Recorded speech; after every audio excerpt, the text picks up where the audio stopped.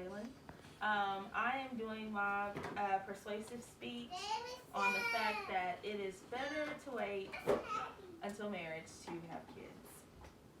So, my central idea of this whole entire speech is that being married before you have kids is the best option to maintain a stable, well rounded, and fully happy household.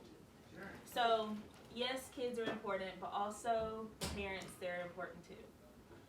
Their happiness, their stability, all of that all around. So basically, you have to be stable within yourself. Well, it's best to be stable within each other before you try to bring a kid in and then just messes everything up, honestly. So, do you think I'm right? If you say yes, you were either raised in a two-parent household or you were raised from single parents, and you saw what you wanted from being a parent, and then or you saw what you didn't want. So it's either one. So yeah.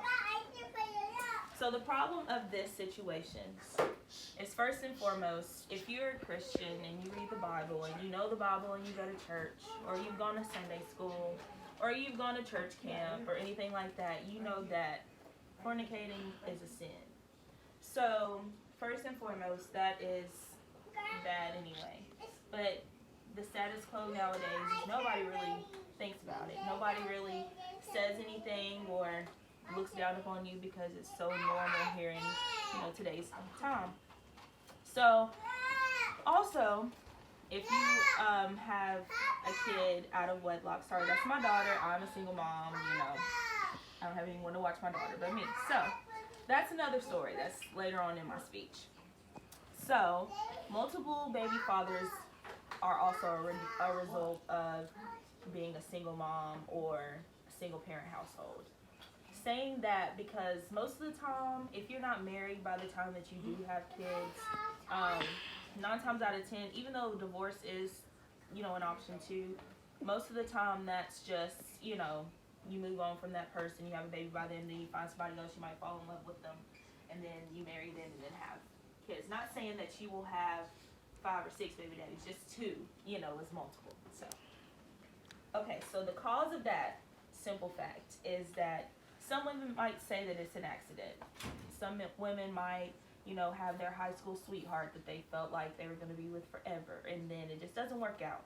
And y'all have a kid together, and then it's just, you say it's an accident.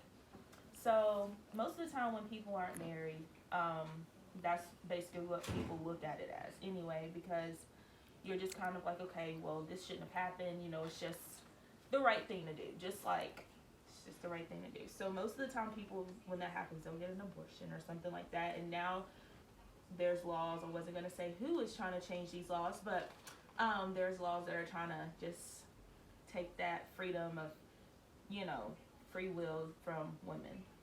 So it also causes stress to the women. If you don't have enough money, finances are a big thing. Just having time for from yourself as a mom, that's stressful too. According to Kids.count Data Center, children growing up in single-parent families typically do not have the same economic or human resources available as those growing up in two-parent families. Compared with children in married couple families, children raised in single-parent households are more likely to drop out of school, to have or cause a teen pregnancy, and to experience a divorce in adulthood. Which brings me to the solution part of this speech. Waiting for marriage can, obviously you'll have a 2-income household. So kids get more of their wants.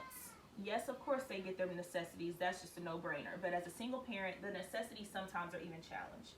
But as a 2-parent household, necessities and wants are very, very likely for those children, which makes them spoiled, but who doesn't want to spoil their kids? Child support also isn't a problem. My cameraman is all over my grill, sorry. According to Livestrong.com, nearly half of all single families live in poverty. Economic distress affects only 1 in 10 families with children. 2-parent households tend to live in better neighborhoods, and their children attend better schools. Most importantly, you as a parent, you don't want to be stressed, as I said before. So why do I find this important? I'm a single mom with a one-income household. So my visual of this right here is me and my daughter. I hope you can see this. That's me and my daughter, okay? So I personally know the struggle. Yes, my daughter has everything that she needs, and I try to get her everything that she wants, but it is a struggle. So me personally, I know that having me waited, it would have been easier. So another good thing about this is the kids, they get a routine. So you put the kids to bed at a certain time, they wake up at a certain time, they eat dinner at a certain time. Family time is very important for the kids. So that just means that when they grow up, they see how their parents are, and they want to be just like their parents because they had it so good growing up. That's another thing. So according to Livestrong.com again, your supervision and support directly enhances your child's well-being.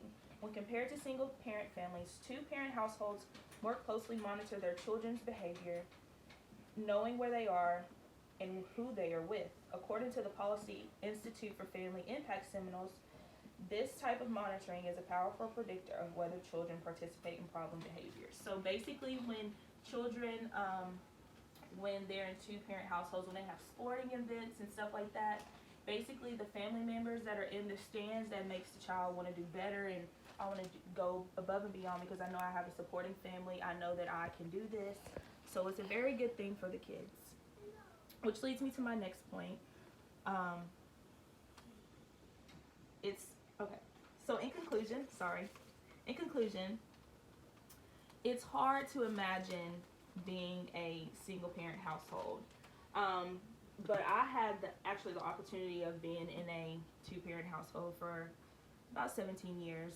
It was easy, and then my mom became a single parent, and it did get a little rough. But this right here is a picture of my uncle and his kids. He actually waited until marriage to have kids. And he was very well off for that.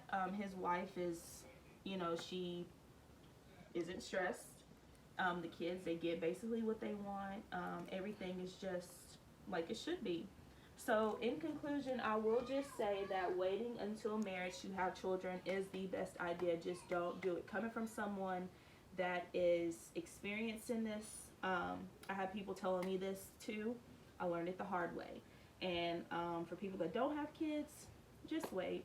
You can have kids when you're married, you're settled down, travel, travel. Don't try to move too fast. Don't try to think, oh my gosh, I need to have kids because everybody else is having kids. Trust me, when they go home, it is not what it looks like on the outside. It looks like just a happy-go-lucky family. Just don't do it. Hopefully this was a good persuasive speech about anybody having baby fever, just think twice. Thank you.